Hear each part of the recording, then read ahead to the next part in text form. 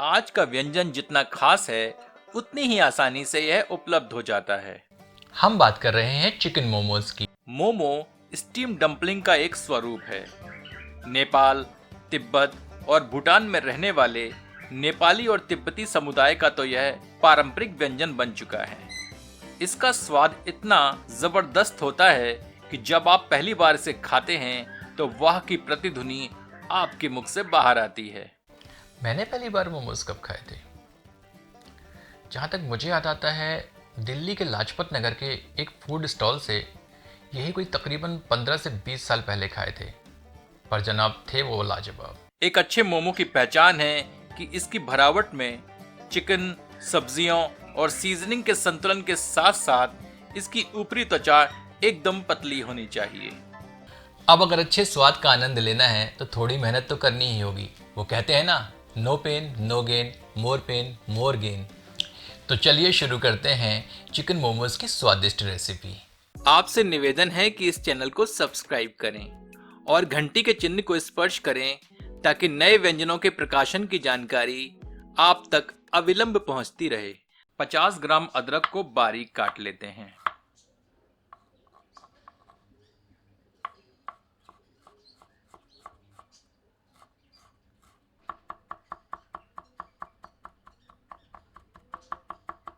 सौ ग्राम लहसुन को बारीक काट लेते हैं।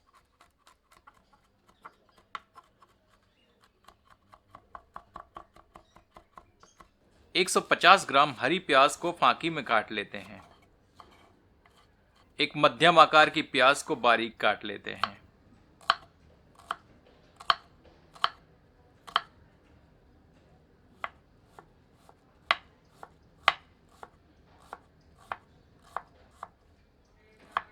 पचास ग्राम हरी धनिया को भी काट लेते हैं।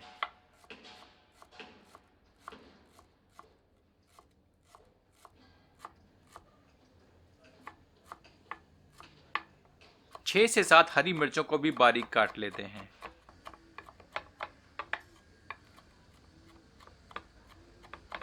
अब एक बोल में प्याज डालते हैं, लहसुन सम्मिलित करते हैं, धनिया सम्मिलित करते हैं, अदरक डालते हैं,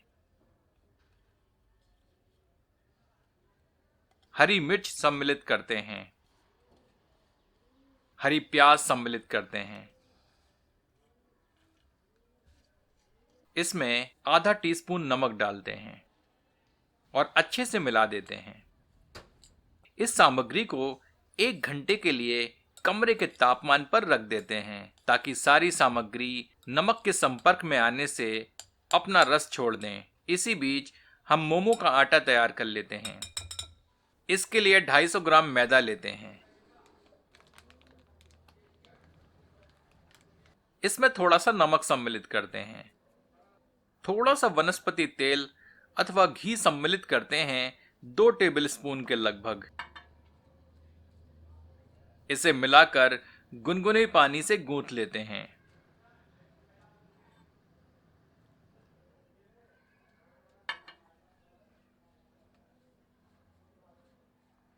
पानी थोड़ी थोड़ी मात्रा में मिलाएं। हमें आटा ना अधिक सख्त और ना अधिक नरम चाहिए। सारे मैदे को समेटकर इकट्ठा कर लेते हैं और हथेली से परात पर 5 मिनट तक इस तरह रगड़ रगड़ कर गूंथते हैं। तत्पश्चात इसे ढककर 15 मिनट से लेकर 1 घंटे के लिए रख देते हैं ताकि इसमें ग्लूटेन विकसित हो जाए।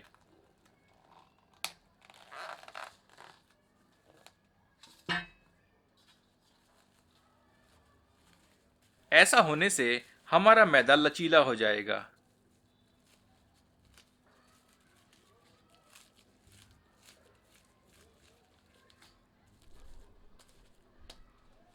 सब्जियों को नमक के साथ रखे हुए 1 घंटा बीत चुका है। अब इन्हें किसी महीन कपड़े में स्थानांतरित करते हैं।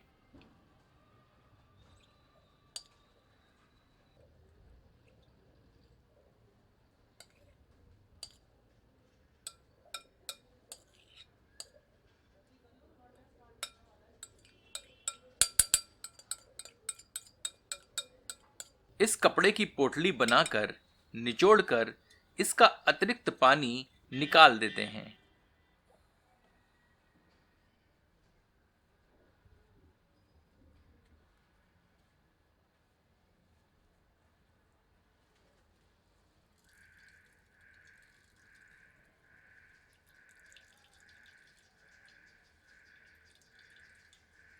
अब कटी सब्जियों में 400 ग्राम बारीक कटा हुआ चिकन का कीमा सम्मिलित करते हैं।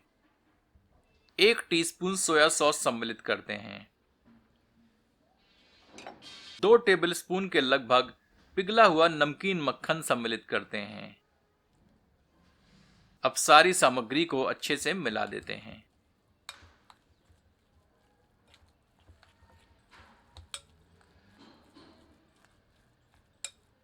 ये हमारी चिकन मोमो की भरावट तैयार है। मोमोज की चटनी के लिए डिस्क्रिप्शन बॉक्स में उपस्थित वेज मोमोज के लिंक को क्लिक करें और वीडियो टाइमलाइन में मोमो चटनी रेसिपी को क्लिक करें। मैदे को रखे हुए 1 घंटा बीत चुका है। चलिए इसे बाहर निकालते हैं। इसे रोल कर इसकी छोटी छोटी लोइयां बना लेते हैं।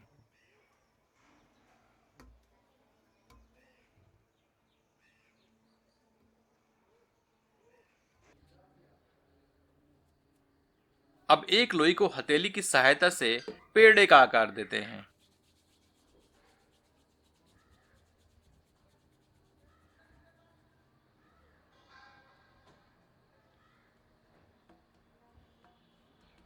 बेलन की सहायता से इसे बेलकर एक पतली रोटी का आकार देते हैं।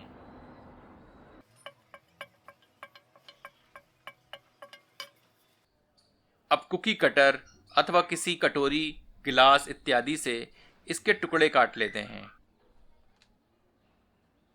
इन टुकड़ों को पृथक कर लेते हैं।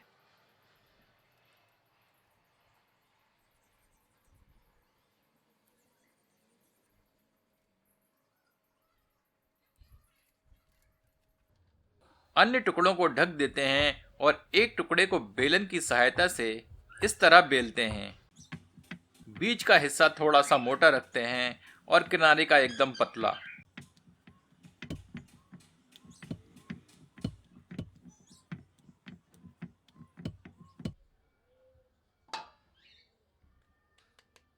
अब मोमो के इस आवरण में 1 चम्मच चिकन की भरावट रखते हैं।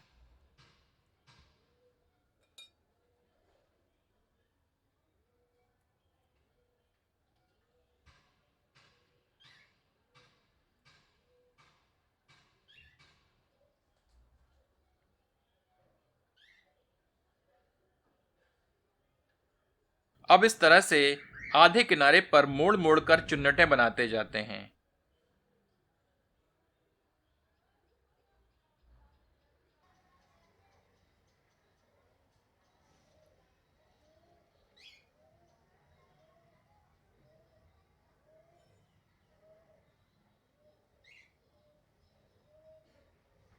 और बचे हुए आधे हिस्से को चुन्नटों वाले किनारे के साथ इस तरह चिपका देते हैं।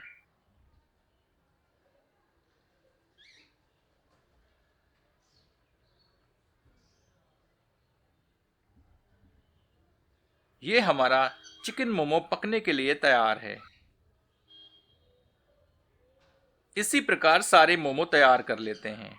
आप चाहें तो किसी अन्य प्रकार से भी इनको फोल्ड करके बना सकते हैं। चाहें तो गुजिया के सांचे का प्रयोग करके भी इन्हें बना सकते हैं।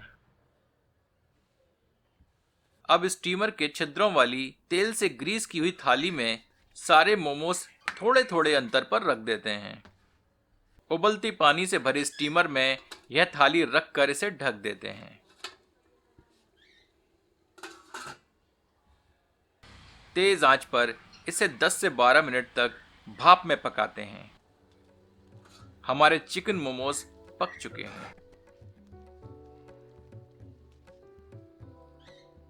चलिए इन्हें गर्मा गर्म परोसते हैं। एक बार चिकन मोमोज इस विधि से बनाकर अपना अनुभव हमसे साझा करें। इसका आनंद चटपटी मोमोज की चटनी के साथ उठाएं, अपनों के साथ। अगर आपको यह प्रस्तुति पसंद आई हो तो इसे शेयर करें। धन्यवाद।